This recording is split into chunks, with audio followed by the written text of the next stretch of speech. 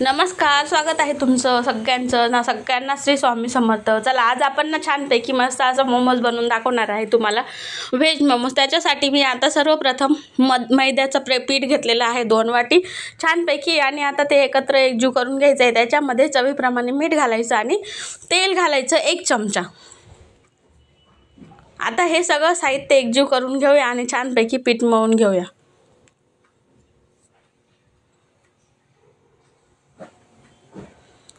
पीठ मळताना सगळं एकत्र एकजीव करून घ्यायचं आणि हळूहळू पाणी टाकून मगच पीठ मळून घ्यायचं. खूप छान असं पीठ मळलं जातं आणि एकही गठोळी राहत नाही. मेन म्हणजे आपलं पीठ जर छान मळलेलं असेल तर आपले मेन गोष्ट सुरुवात जेव्हा असे ना, कुठले पण पदार्थ बनवताना पीठ वगैरे जेव्हा पण आपण छान एकत्र एकजीव केलं, पिठाचा गोळा छान मळला तर खूप छान असे पदार्थ होतात.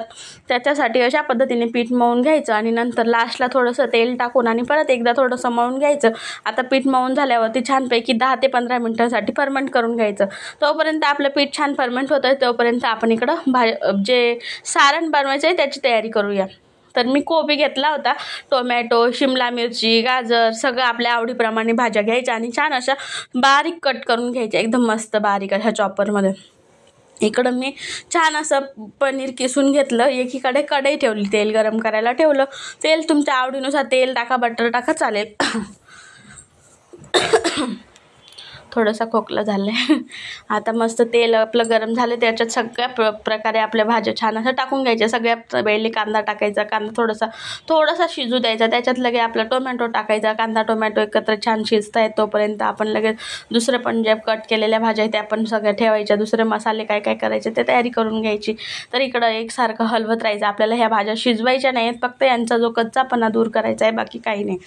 तर आता हे बघा, हे दोघी झालेत. आता त्याच्यामध्ये जेवढ्या पण भाज्या जसं शिमला मिरची, टोमॅटो आणि कोबी हे काय लगेच 2 मिनिटात शिजतात, त्याच्यामुळे ते पण टाकून घ्यायचं. आता एकत्र एकजीव छान असं करून घ्यायचं. आता हे पण थोडे 2 मिनिटं परतून घ्यायचे. बघा, अशा पद्धतीने एकत्र छान असं परतून घ्यायचं, जेणेकरून भाज्या छान अशा मिक्स होतील आणि जो कच्चापणा आहे तो पण दूर होईल. तुम्हाला माझे व्हिडिओ आवडतात का नक्की सांगा कमेंटमध्ये, आणि तुम्ही कुठल्या शहरातून माझा व्हिडिओ बघत आहेत नक्की सांगा कमेंटमध्ये. आवडत असल्यास व्हिडिओ लाईक करा, शेअर करा, सबस्क्राईब करा.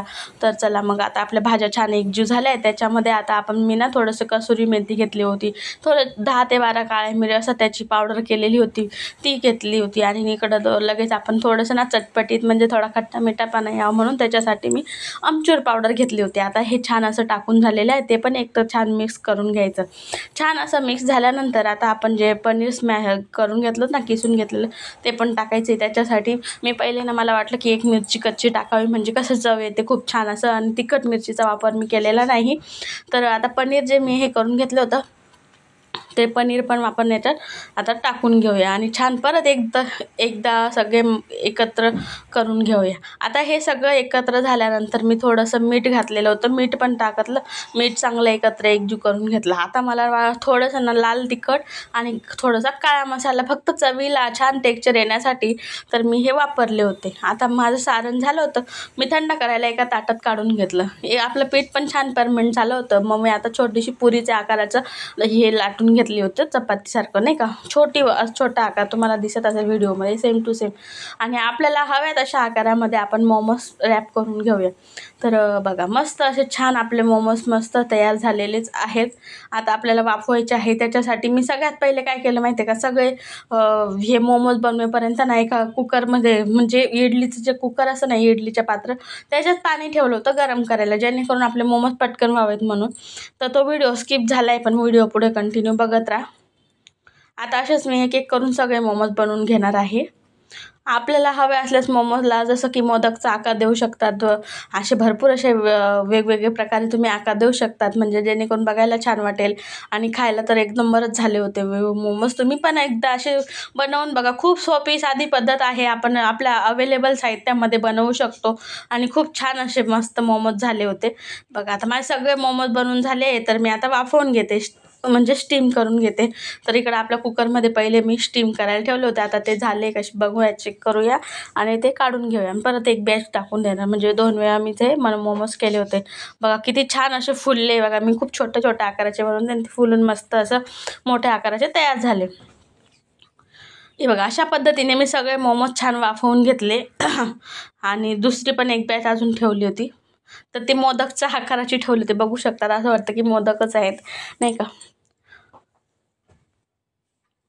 आता हे जोपर्यंत बनतात तोपर्यंत आपण एकीकडे लगेच पॅनमध्ये तेल गरम करायला ठेवलं.